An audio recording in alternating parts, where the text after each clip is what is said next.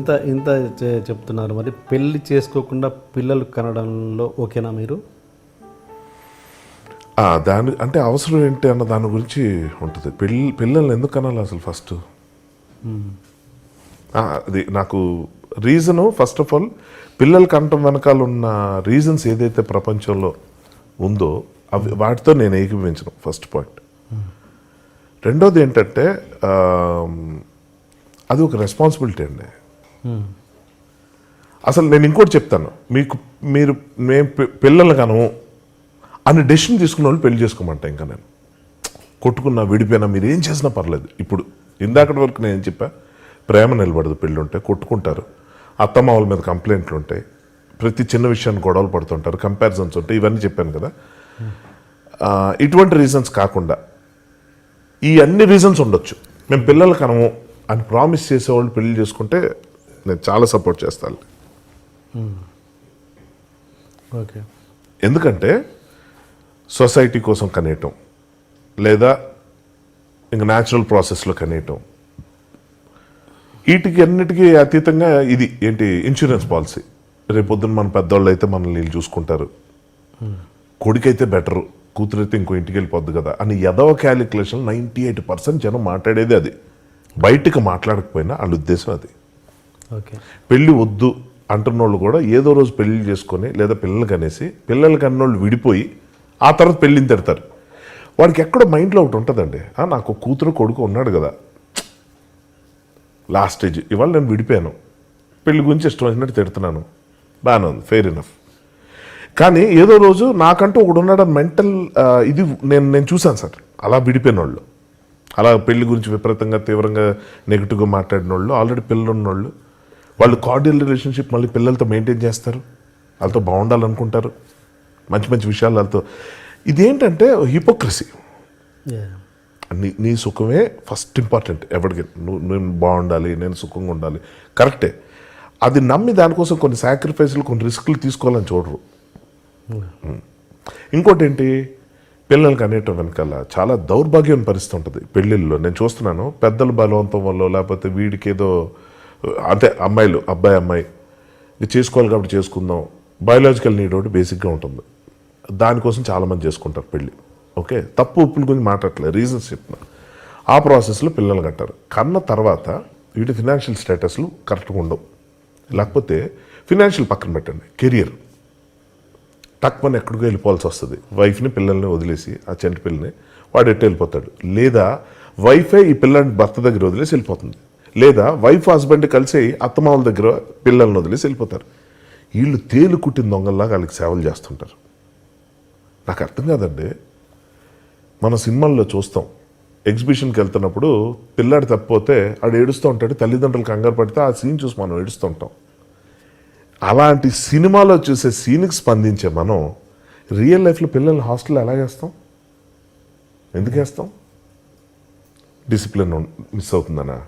వదపోయింది discipline.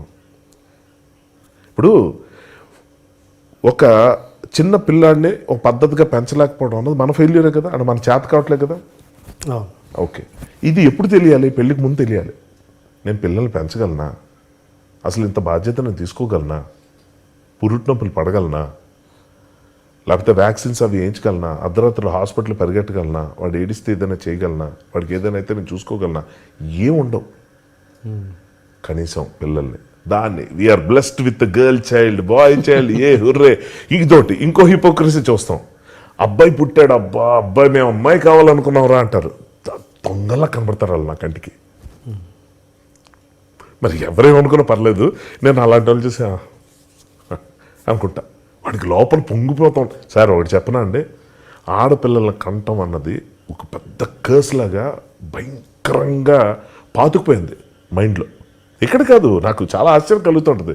ఇంత advanced countries కదా, ఇప్పుడు మన యుఎస్ లాంటి దీంట్లో కూడా, అక్కడ కూడా మీరు చూడండి, ఏ సినిమాలో చూసినా వైఫ్ హస్బెండ్ ఇంట్లో మాట్లాడుకుంటూ వస్తే, ఈమె ఒక కంపెనీకి సీఈఓ అయి ఉంటుంది, వీడు ఒక ఎండిఓ సీఈఓ ఏదో ఒకటి అయ్యి ఉంటాడు. ఇద్దరు కలిసి లోపలికి వచ్చిన వెంటనే వీడు అలా బెడ్రూమ్లోకి వెళ్ళి టై గీపుతుంటాడు, అమ్మాయి కిచెన్లోకి వెళ్ళి వంట స్టార్ట్ చేస్తుంటుంది. ప్రపంచం అంతా ఇంతేనా అంటే వంట చేయడం చిన్న పని అని కాదు. ఈ పోస్టులు ఎందుకు మారవు? ఓకే, ఈ పిల్లల గురించి మీరు అడిగిన క్వశ్చన్కి ఇంకా స్ట్రైట్గా ఆన్సర్ చెప్తున్నాను. When you are not ready to take up a responsibility, అసలు ఎందుకు కంటాం పిల్లల్ని? అదే ఏం చేస్తాం మనం? ఎంతసేపు ఏం సమర్థిస్తాం? వాళ్ళకి ఏం లోటు చేయలేదు. మొన్న ఒక ఉయ్యాలు కొన్నాను 30,000, ఎందుకంటే ఆ ఉయ్యాలు ఊగుతుంటే పాటలు పాడతారు. ఇలాంటి రీజన్స్ మీరు ఈ మధ్య మరీ ఎక్కువ వింటారు. కొత్త కొత్త జస్ట్ అప్పుడే పుట్టే పిల్లల కోసం షాపులు కూడా అంటే ఒక ఇండస్ట్రీ స్టార్ట్ అయిపోయిందంటే ఊహించుకోండి. ఉయ్యాలు ఊపడానికి, ఆ పాటలు పాడడానికి ఒక మెషిన్, అదేదో గాలి వీచడానికి ఇంకోటి. ఇంకా ఆర్టిఫిషియల్గా నాకు ఎప్పుడు అనిపిస్తూ ఉంటుంది, పాలు పితకడానికి గడ్డి దూడలు పెట్టేవారు. ఇప్పుడు ఆ పాలు పితికే కాన్సెప్టే లేదు, నేనైతే అక్కడ చూడలేదు. దూడని చంపేసేవారండి. ఆ గేదెకి బర్రెలు ఉంటాయి కదా పాలు పితికి, అవి దూడలు పెట్టినట్టు చంపేసేవారు. ఎందుకు? ఆ పాలు తాగేస్తాయని. చంపేస్తే తల్లి ఎంత జంతువు అయినా, మన జంతువు అంటే రియాక్షన్స్ ఉండవని కదా, అంటే ఇమోషన్స్ ఉండేవి మనుషులు ఒక్కటే అని నమ్మే ప్రపంచంలో ఉన్నాం మనం. జంతువులకు ఇమోషన్స్ ఉంటాయంటే అది మనం అసలు తెలియదు మనకి, ఒప్పుకోము, పెద్ద గొడవ చేసి బుర్రలు. ఇప్పుడు ఆ టాపిక్ పక్కన పెడితే గడ్డి దూడని పెడతారు గేదె ఎదురుగా, ఆ పొదుగు దగ్గర తీసుకెళ్ళి ఆ గడ్డి దూడని ఇలా తాకిస్తే పిచ్చి గేదె నమ్మేసి పాలిస్తుంది అనుకుంటారు. నాకు అనిపిస్తుంటుంది ఆ గేదె ఆ నిమిషం, పిచ్చోడా, ఇంత అమాయకన, ఇంత స్టూపిడ్ అనుకుంటున్నావు నన్ను, నువ్వు ఎలాగో పాలు పితుకుతావు, నేను ఎలాగో ఏదో నిమిషం ఇవ్వాలి, తీసుకో, కనీసం తాకించావు కదా, అది నాకు తృప్తినిచ్చింది. చంపినందు నేను బాధపడలేదు, దాంట్లో గడ్డిని తోసి కనీసం నా బిడ్డను ఎదురుగా ఉంచామన్న తృప్తి ఉంటుంది కదా, అది అన్న ఫీలింగ్ కలుగుతుంటుంది అండి. ఇలా మైండ్ వాయిస్ వేసుకుంటా, ఆ బర్రె ఇలా ఆలోచిస్తుందేమో ఆ నిమిషం అని.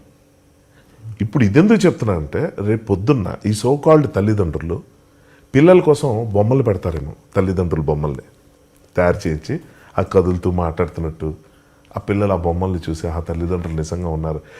మీరు ఆశ్చర్యపోనక్కర్లేదు. ఇప్పుడు నేను చెప్తున్న ఈ పాయింట్ నాకు తెలిసి ప్రపంచంలో ఎవడెక్కడ చెప్పుండడు. ఇది అద్భుతంగా అనిపించి చాలామంది ప్రొడక్షన్ కూడా స్టార్ట్ చేయొచ్చు, లేదా ఎవడైనా స్టార్ట్ చేస్తే బాగుంది, ఈ ఐడియా బాగుంది అనుకోవచ్చు. అంత దుర్మార్గంగా ఉన్నారండి మనుషులు. నాకు బాగా ఇష్టం మనుషులే, సొసైటీ, మనుషులంటే లైఫ్, ప్రపంచం is great with all its events and knots. అన్నీ మంచిగా ఉండాలని కాదు, కానీ దుర్మార్గం, రాజకీయాలు, హత్యలు, ఘోరాలు, డ్రగ్స్, నేరాలు, రేపులు అన్నీ ఓకే అంటే ఇన్ ద సెన్స్ నేను అర్థం చేసుకోగలను. పిల్లలు పుట్టించి మరీ ఇలా చంపేయటం అనేది నాకు అర్థం కాదు.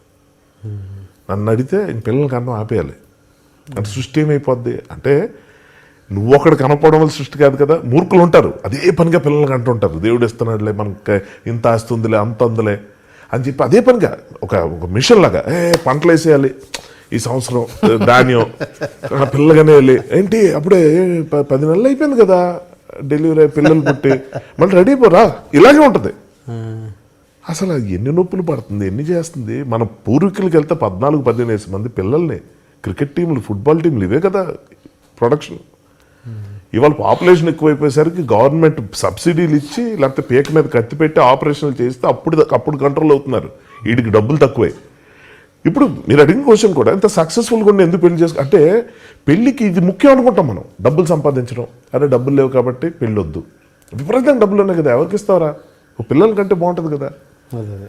నేను నా సర్కిల్లో చూశానండి, డబ్బులు విపరీతంగా ఉండి, ఈ రియల్ ఎస్టేట్ పుణ్యం అనే ఎకరం భూమి 500 కొన్నది 500 కోట్లు అయిపోయిన బాపతులు చూశానండి.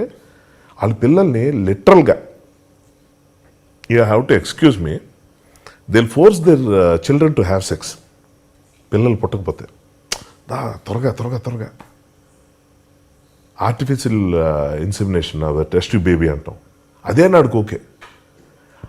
ఏంటిది, ఎంతమంది అనాథ పిల్లలు ఉన్నారు. రైట్ సార్, అనాథ పిల్లల్ని ఎందుకు పెంచుకోవాలి, మాకేంటి, ఇలా వాదించే వాళ్ళు ఉంటారు. మా రక్తం కాదు కదా. సర్లేండి, చాలా వర్స్ట్ ఫేజ్ ఆఫ్ సొసైటీ గురించి మాట్లాడలేదు, అది కాదు నా ఉద్దేశం. అంటే పిల్లలు లేరని చచ్చిపోయేవాళ్ళు ఒక ఆర్ఫన్ పెంచుకోవడానికి ఏంటి నొప్పి. పేరెంట్హుడ్ అంటాం, అది పేరెంట్స్ నుంచే రాదు. కనేసిన తర్వాత ఆడపిల్లని కన్నావా, లేకపోతే ఈడేంటి ఇలా ఉన్నాడు, నా అందంగా లేడు, వాడు జుట్టు బాగాలేదు. చూడండి, ఇప్పటికీ పిల్లలు పుట్టారంటే ఎలా ఉంది, ఎర్రగా ఉందా, బొద్దుగా ఉందా, దిక్కుమాల క్వశ్చన్లు చాలా గర్వంగా అడుగుతారు సొసైటీలో. అసలు నాకు అర్థం కాదు. మనో సినిమా సంబంధించి, ఇది అవుట్ ఆఫ్ కాంటెక్స్ట్ అని చెప్తున్నా, విక్రమ్ అంటే నాకు చాలా ఇష్టమైన డైరెక్టర్ అండి.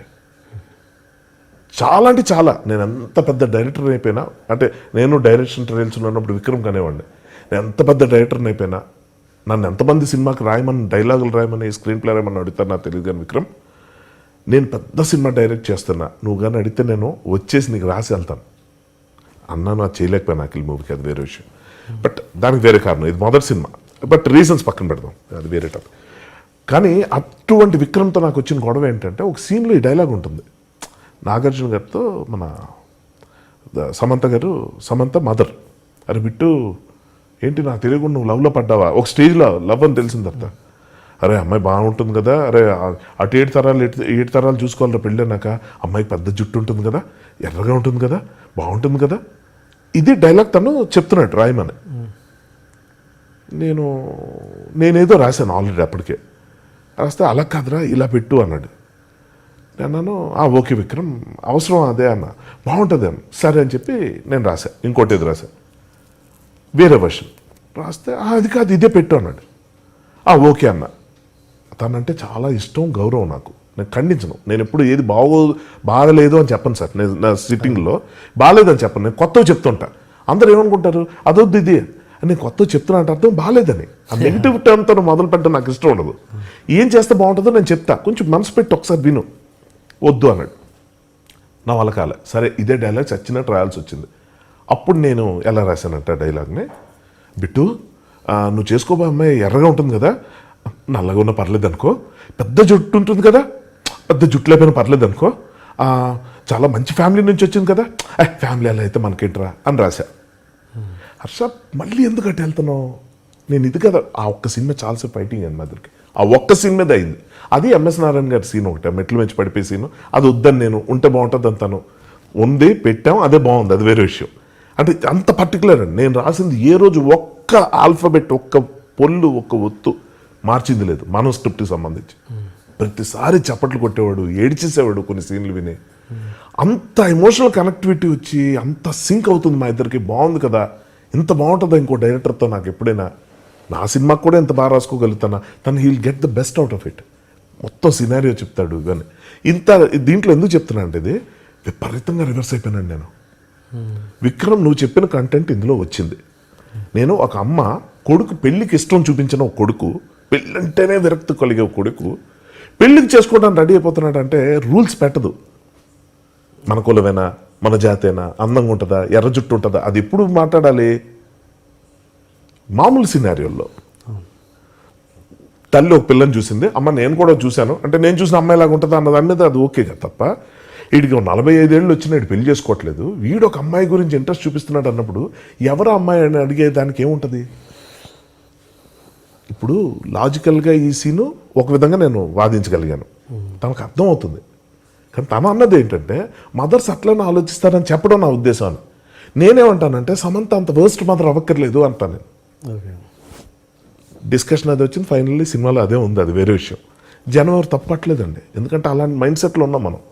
నేనేం క్యాటర్ చేద్దామని చూశానంటే ఇంకొంచెం బెటర్ ఐడియా క్యాటర్ చేద్దామని చూశాను.